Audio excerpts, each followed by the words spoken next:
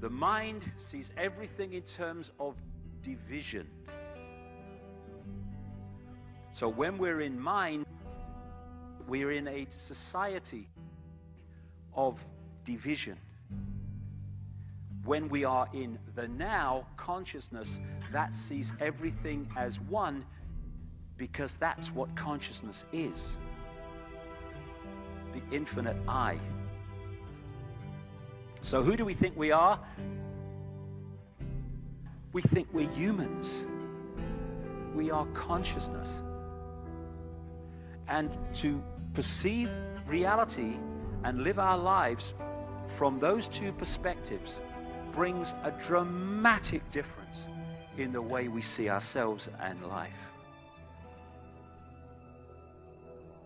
The quantum world, quantum mechanics, is really the play and display of information, the play and display of potentiality, waves of information, waves of potential electron. And it's important, the word potential. This isn't the world of electrons, it's the world of potential electrons. But when you have to ask the question, waves of what, really? What is the field that is waving? Is it the ocean? No, it's a universal ocean, an ocean of pure potentiality, an ocean of abstract potential existence. We call it the unified field, or superstring field. And that's what we're made of. So, as you said, the tighter physics have tried to grasp onto physical reality, to understand what it's really made of. What are the core building blocks of life? At the basis of it all, life, the universe, slips through your fingers. And you come up with something that's increasingly abstract to come to the realm of pure abstraction.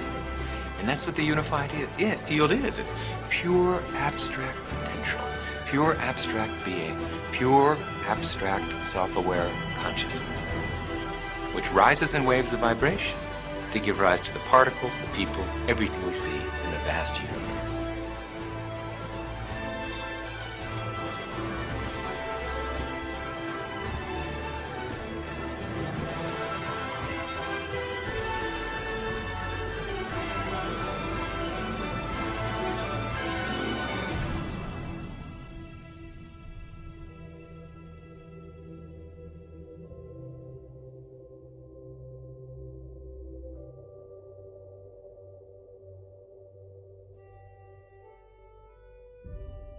I had a conversation with my dad recently. I'm trying to heal my dad right now. I'm trying to get him to take shrooms with me. I am. You don't know my dad, but you know your dad's. Dad, would you like to go eat these fungi that grow on cow turds with me? What happens when you take them? Well, your mind completely opens up to the true nature of our existence, which is that we are not bodies, that we are pure, loving spirit created by God, that God is love, and there is nothing but love, and love, being all-encompassing, has no opposite. You are completely forgiven on all things. There's nothing you've ever done that has ever swayed God's pure and unconditional love for you. And you realize that eternity and peace and heaven is our inheritance, and all of us are going to make it there. I'm not interested. God is consciousness, and we are all God, trying to realize our full potential. And when I'm talking about love, I'm not talking about I love you, saw you down the disco, darling, not that. I'm talking about a level of love that you really have to experience, because there's no words to describe it. And when I was in that ayahuasca state, the opening line of this female voice was, the only thing you really need to know is infinite love is the only truth, everything else is illusion. In other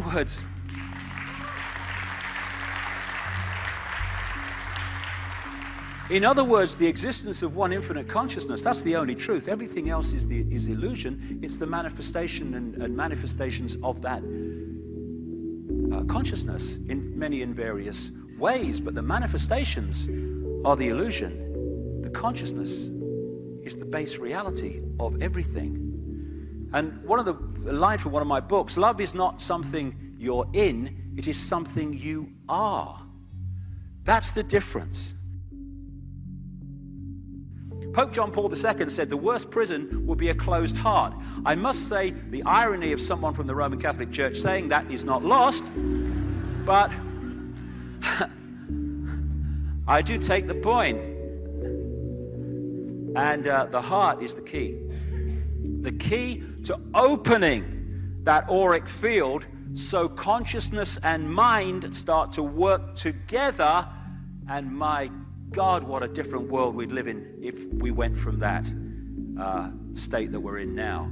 And so what we're looking at among billions of people are people entrapped in mind.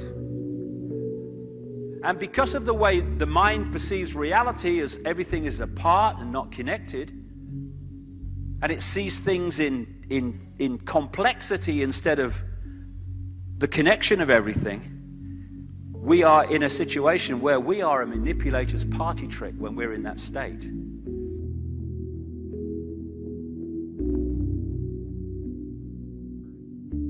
Enlightenment, I thought, is it possible for human beings to gain enlightenment? And what is that? And is it possible to really get happiness going from within? Because we are always looking out for happiness. And we live in a world of change. Everything's always changing. And if you see this car that you love and you want this car, it's going to make you happy, you save up, or if you have the money, you get that car. And I even you brush your teeth looking at your car. It's so beautiful. It's so much happiness. And you drive it and keep it clean and you're going along. Then the time passes. And a year later, it's kind of dirty with some scratches and dents. 2 years later, you're driving down the road and you spot a car that you want. And this car starts crying because you don't want it anymore. True happiness grows from within. When you dive within and really dive all the way and experience that ocean of consciousness, which Dr. John Hagelin's science calls the unified field, oneness, unity, oneness and unity. It's so beautiful. And as he says, at that fundamental level, we are all one. We're one world family. We have to view life as an opportunity. What are you doing with it? Are you afraid of it? I mean, some people live their lives. Apparently, what they are doing is arranging their deathbed scene. They want it to take place in a large baronial house with clipped green lawns, acres in surround. They want the room in which they die to be filled with fine art. They want their loving heirs to be dutifully assembled while they pass out the final wisdom. And they spend their entire life creating the dramatic scenario of their passage. And of course you have to work hard because you've got to make the money to buy that house. You have to sire all these children, educate them into your values so they won't be stabbing you in the back and misbehaving in this situation. You have to create loyalty, possession, power, all of these things. And then you won't die in a ditch, unknown and abandoned, you know. But on the other hand, what was the quality of that life, you know? History is turning into a white-knuckle ride, for sure. And without the faith in some kind of transcendental phase transition, I think there's a tendency to despair and to panic and to nihilism. And religion has failed. They can only conceive of phase transition as apocalypse, as Ragnarok, the twilight of the gods. That isn't what it is. We are closing distance with the first moments of true human civilization. You know, when people actually do treat each other with respect, when there actually is a place made for the celebration of human differences, when we actually do feel the suffering of the people around us and respond to that.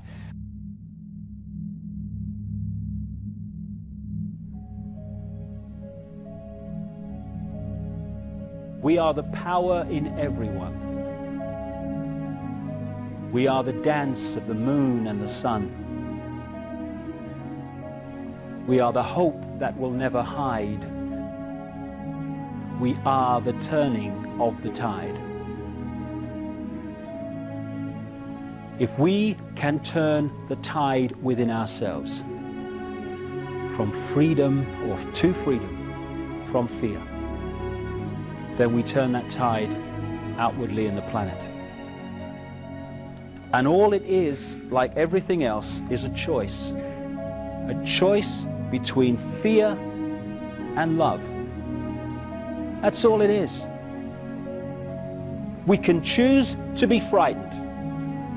We can choose to hate. It's a choice.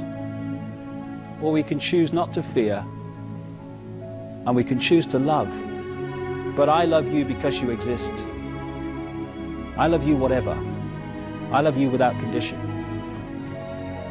And if we want to change the world, it has to start with self. Fear, anger, hatred, condemnation, dictating what other people should be, that's the world we've got. That's the prison. But paradise is waiting. It's a thought, an attitude away. That's all it is, a choice away. Love. If we love each other and love the world, our lives are fundamentally changed and the world is fundamentally changed. And we are the generations, strange as it may seem when you survey the world today, we are the generations, I passionately believe, who are going to love the world into the paradise it really should be and was always designed to be. Changing the world is not something in the future anymore. Oh, I hope it'll be better for the kids. It's here and now. We're going to see it happen. Another song, the chorus of which I'll finish with. Love can build a bridge between your heart and mine. Love can build a bridge. Don't you think it's time? More and more people across this planet are screaming yes to that question. And we are the generations who are going to love the world to a paradise. Thank you very much. Thank you.